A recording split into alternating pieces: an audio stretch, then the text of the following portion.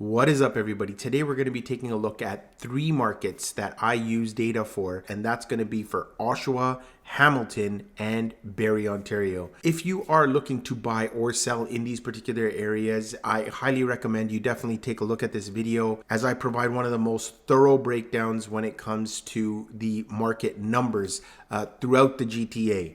In general, when I release my market reports, they cover all the property types. So depending on what type of unit you're looking at or you live in and want to know what those values are roughly, this is going to tell you that. Now, if you want to go into more detail when it comes to a particular neighborhood within that community, then I would highly recommend you book a call via my Calendly link where we can go over all things real estate. Without further ado, let's break down those numbers and see how low or how high did the market go compared to last month.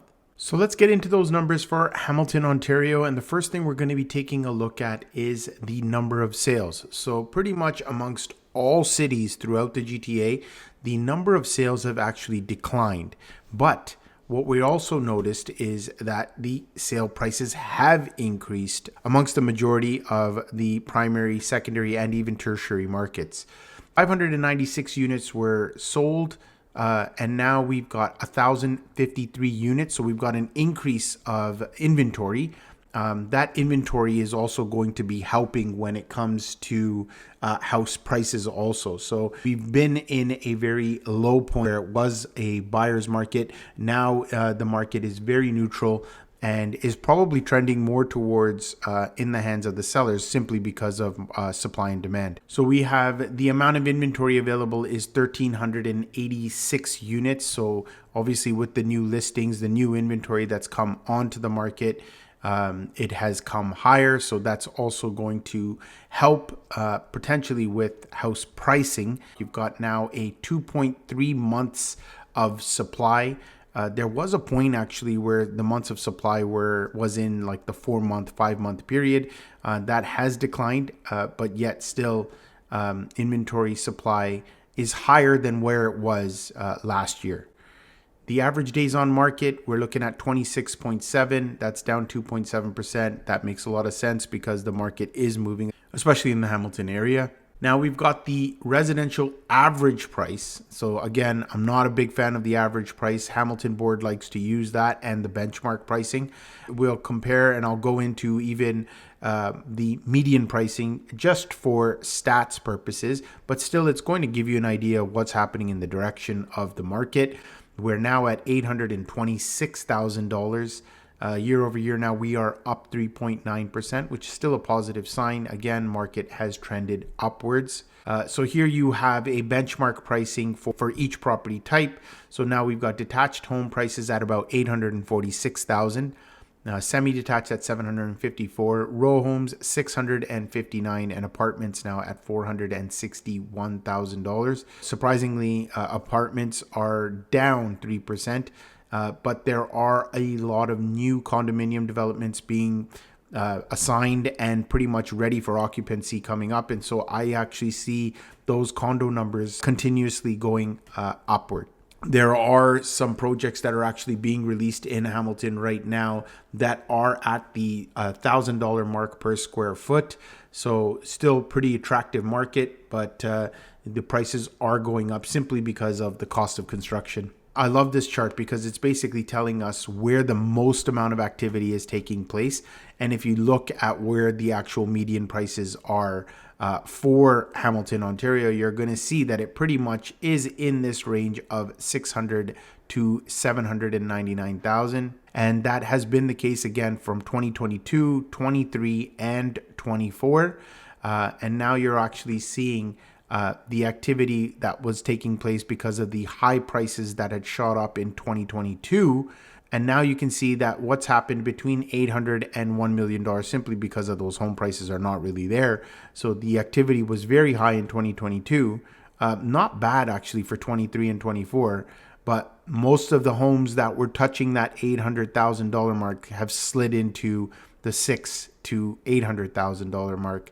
Now, if we look at the activity that has taken place, the most amount of activity, again, is still Hamilton Mountain, the biggest market, and people are buying over there.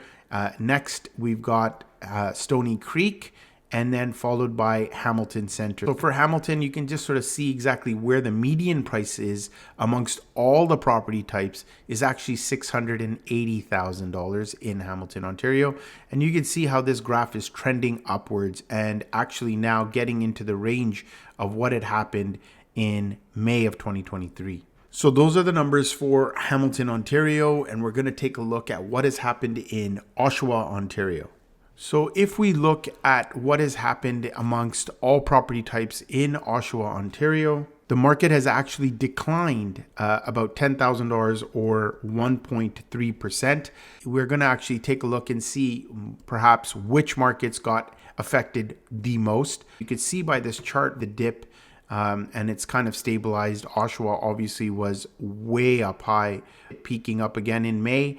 And then trying to touch these May numbers right now before it potentially breaks out. Detached market this month is 852,000 compared to the 869 last month.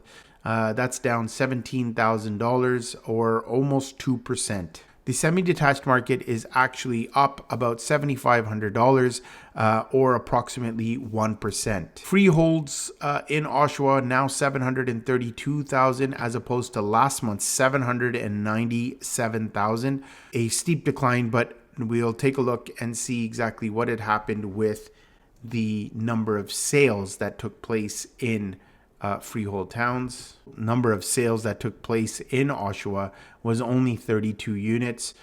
So it also matters on the type of property it was and the size of that property and why there's such a big disparity in price point. And so this is a typical example of looking at home prices and then saying that, hey, this is what the median price is, so this is where the price should be. But really, you have to be able to narrow down what has happened throughout all of those property sale prices and then see exactly how it affected your particular area, your particular community. Condo apartments now 475,000. Last month we were at 442,000. Increase of $33,000 or 7.5%. Let's move on into the Barrie market and see exactly what has happened also there. Again, if you haven't seen one of my videos about what is happening in Barrie, it is actually quite amazing. The zoning laws are actually being looked at, so there's going to be a lot more density when it comes to certain areas as they open those areas up for development. So if you are an investor looking at a market, Barrie, I would highly recommend, as you're able to do a lot more with a smaller property. Barrie, Ontario, we have now a median price of $738,000 as opposed to last month's $765,000. A decrease of about $27,000 or 3.5%. Moving on to the detached market, we've got now a median price of $825,000. Last month we were actually at $841,000. So that's a decline of $16,000 or 1.9%. And we're going to take a look here at freehold towns. We're now at about $650,000 versus $646,000 last month. So it's been pretty flat in the freehold town market. Condo apartments in Barrie, Ontario, we're now at $481,000. And last month we were at $497,000. That's a decrease of $16,000 or 3.2%. These are the secondary markets that I tend to focus on when you're looking for value for yourself or for an investment. So if you do have any questions, definitely give me a call. The information is in the bio below. You can alternatively take a look at some other videos to do a little bit more market research. Stay savvy, stay informed, stay knowledgeable, and until next time, may your investments flourish and your dreams of home ownership become a reality. We'll catch you on the next one.